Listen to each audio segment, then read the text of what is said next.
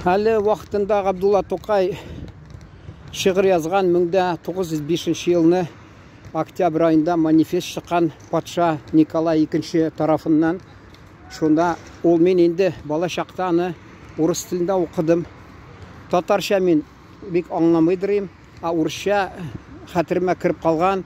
Анда тәржіме еткенлер енді. Андай хатта тәржімәшілерінің мен исімлер, фамилияларын әлі ятлап алдым вақытында. Шонда «Куда свобода делся гнет» деп Ғабдулла Тоқай шондай сұрау беріп шиғыр язған.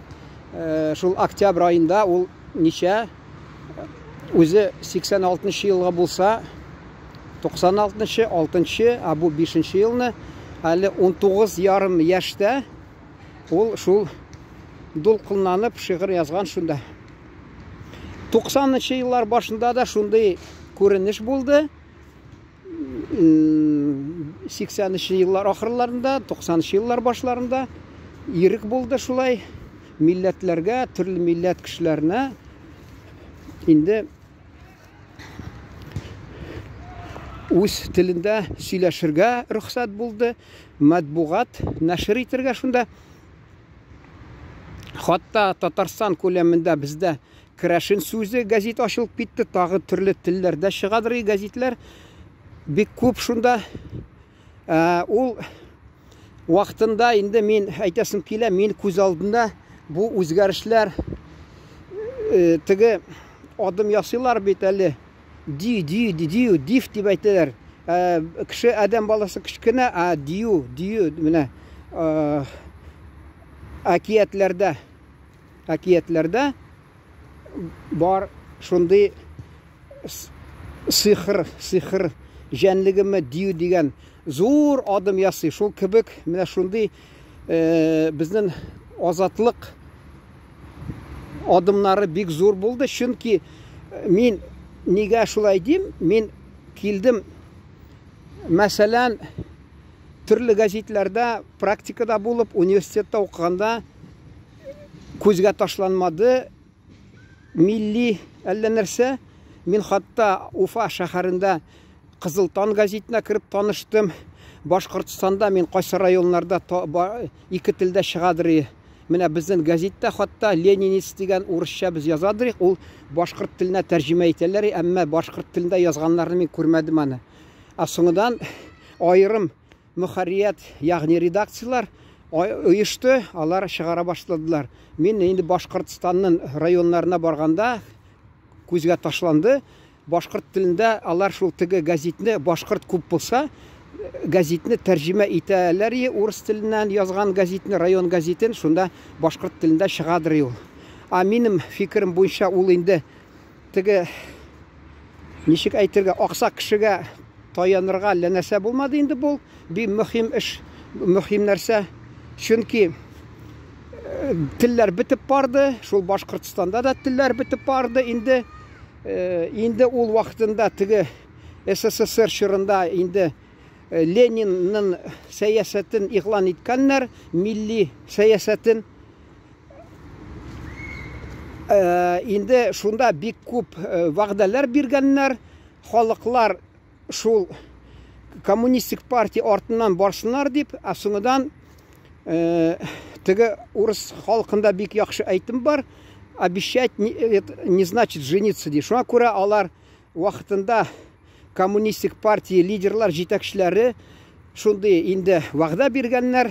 Біз нығайтабыз, милли имеш тәрбияны шулай тілләрні сақлайбыз деп. Әмма ол шул Татарстан мәселен жұмхұрияты ұйышқаннан соң бір мезгіл хатта ол шундай сәясат албарынған екі тілді хаммасын бір әлі әйтәлер орыс тілінде екінші сулыш, второй дыхание ол болған Соңыдан әкірін бір яқтан эксперимент десең бұла, екінші яқтан мысқыллау. Менә мен ойлап тұрам, мен грузин халқына бір қашанда яман айтасым келмей, мені қызықсындыра. Ник Иосиф Виссарионович грузин боларақ грузинларының алфавитін өзгертмеген, әрмәнләрінің өзгертмеген. Біздің түркі халықларыны башта 20 9 елны латынга күчерделәр, соңыдан кириллицага күчерделәр. Һәм шунда элек гарәп нигезендәге шул безнең алифба димез инде, гарәп нигезендәге шул безнең инде хәрефләрне бәрен юкка чыгарып, китапларны юкка чыгарып, бу дин китаплары дип юкка чыгарып, фән китапларны һәммәсен яндырып, бу гарәп ниләре язуы белән шул бездә инде әти мәрхүм әйтәдер, мулла булып, ул ди анда ди берсендә төртеп куялар ди, нокта. Монда ди төртмеші шулай ди, бездә татарда ди шулай аерылып торган. Шуны караса була бит ул мәсәлән. Шуны да карап. Нокталары бармы язуда? Гарәпчә. Айда юк итик мәсәлән. Шулай дип мәсәлән. Булы татарча юк. Дин китабына шамаган дип шулай дип мәсәлән. Юк. Коран китабы ул гарәпчә булды. Алар түртеп куйган шундый нокталар. Аны күреп торалар. Менә бу гарәпчә. Алар бит дин белән көрәштеләр.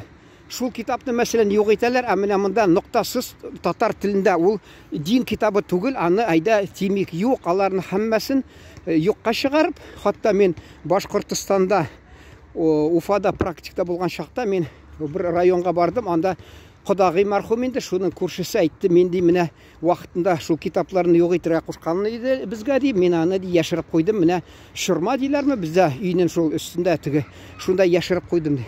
Мен кызганычка каршы аларны аңламагач, инде кызыксынмадым да, карамадым да. Шуны әйтәс килә. Шул бер мизгел татарыбыз сулап калган азатлыкны соңнан 90 елларда яңадан газетлар чыга башлады, төрле телдә чыга башладылар, әмма мин башлап киткәнем, ул менә нишкә генә шул фикер мин бераз гына аңлаттырдым, соңдан хәзер фикерем югары калын җип шикелле булачак. Минем күз алдында үтте, ул мин шул Казакстанда булдым, өлкә партия фирка, коммунистлар фиркасының өлкә комитетының нәрсә дип газетында шунда булдым, хатта булдым Сахалинда өлкә газетында партияның, коммунистлар партиясының, һәм Уфада булдым яшьләрнең теге комсомол өлкә комитетының, һәм район газетләренә булдым. Анда инде милли мәсьәләне кузгалтырга рөхсәт та булмады. Мин хатта килгәч Татарстанга газеттәшләргә ул вакытта фирка, ягъни партия бүлеге дә эшләдем. Шунда язгалап тордым. Шунда ул татар дигән т хәрефендә искә алырга булмыйдыр. Һәммәсе урыс телендә буладыр иде. Соңдан үзгәрешләр кисәк рәвештә үзгәрешләр китте. Язгы ташу була бит, су ташу шул кебек бик кисәк кенә шулай. Шунда газетлар чыга башлады, татар теленә игътибар үсте. Анда мин элек әгәр дә язсам, мине мыскыллап, җаваплы саркатип, мин әйтәсем килә, кемдер уйласа, менә бу урыс халкы шулай дип. Юк, җәмәгать. Менә мин аны ничә тапкыр күзәтеп тордым. Минемчә, хатта урыс халкыннан да андый ничек нәфрәт булмады, менә бүтән халык, бүтән милләт кешеләре, алар үз телен белмичә, үзләре урыс итеп күрсәтеп йөрделәр. Ничә тапкыр мин аны шундый кешеләрне күрдем, алар бүтән милләт кешеләре булып чыкты. Менә Идел буе халыклар бар, алар үз телен оныткан, алар үз телен белмиләр, алар үзен фамилияларын хатта беленеп тора. Алар Иванов, Петров, Сидоров түгел, аларның фамилиялары элек күренеп тора. Шул теге Идел буендагы торган төрле милләтләр бар. Алар православка кергән, кирмәгәнме белмим, кайсылары кирми калган. Шулар үзләр телләрен югалтып, әллә көнләшепме, бездә хатта алар алда чабадыр. Аны мәсәлән Кавказда барган вакытында Орджоникидзе белән Сталинны барып бик күп эш куптарып каташлаганнар. Кавказдагы коммунистларны кемне кысып бик шундый җинаятка якын бер нәрсәләр эшләгәч, Ленин әйткән, нацменам дигән, свойственно пересаливать по части национального дигән. Алар урысча әйтмешли, впереди паровоза менә. Ленинга ошамаган. Сез анда Кавказда бу милләтләрне кысып ди, зинхар сез алай эшләдегез дигән. Менә урыс кешесе булып. Алар менә шул алга теге тырышкан булалар, урысча әйтмешли выслуживаться күп булды. Бездә дә менә мәсәлән, мин игътибар итеп тордым. Мин депутат комиссиясендә эшләгән чакта, мин газеттә дә милли мөнәсәбәтләр мәсьәләсе шишеп шуның бүлегендә эшләдем. Депутат, шәһәр депутаты булганда да хатта мэриядагы шул комиссия телләр буенча шунда анда күземә ташланадыр еш. Никтер менә хатта безнең менә урыс мәктәбе ачылды, ул беләсезме? Безнең татар активистлары тырышлыгы белән. Алар йөри татар мәктәбен ачтырдылар. Соңыннан шул ук таләп итеп урыс милли мәктәбен ачырга артыннан йөреп ачтырдылар. Чөнки бездәге урыс кешеләре уңайсызланып бирделәр алар. Ник бездә нитергә тиеш имеш без? Ул ди, аларга чөнки аларга бит ягалар әллә нинди бәяләр биреп әле килешмәгән. Шуңа күрә алар уңайсызланып йөргәндә, бездә хатта монда урыс хәрәкәте оешты Татарстанда. Алар татар милләтчеләр дисәм була, татар милли хәрәкәт булды. Исемләрне әйтмим, чөнки кайсы алар хәрәкәтләр тыелдылар хәзер. Ярамый, канунга каршы чыккан дип санала. Шуңа күрә мин әйтмим, тик шул әйтәсе килә, татар милли активистлары, шулар мәсәлән урыс милли хәрәкәтенең активистлары белән уртак тел тауып, алар уртак тел тауып, безнең максатыбыз бер, без бер-безгә душман түгел, без бер-безгә каршы чыкмыйбыз, без максатыбыз бер, без юнәлешебез бер, һәммәбез үзебезнең туган телебезне саклыйсы килә, ана телендә сөйләшәс килә, бер-безгә зыян китермәйбез шун белән дип, шулай дип алар уртак тел табып, шундый хәлдә алар эш алып бардылар, менә шундый. Шул бик үзгәрешләр, әйттем бит, су ташы бит яз көне, шул кебек бик көчле үзгәрешләр булды ул чакта. Инде аны ул вакытта кайтсак, без инде анда ничә томлы китапта язырга була. Әгәр дә халык кызыксынса, мин аны менә матур рәвештә тырышырмын, алар белән очрашып, сорашып, хатта алар булды татар халыклары җыелышымы, съезды булды шунда.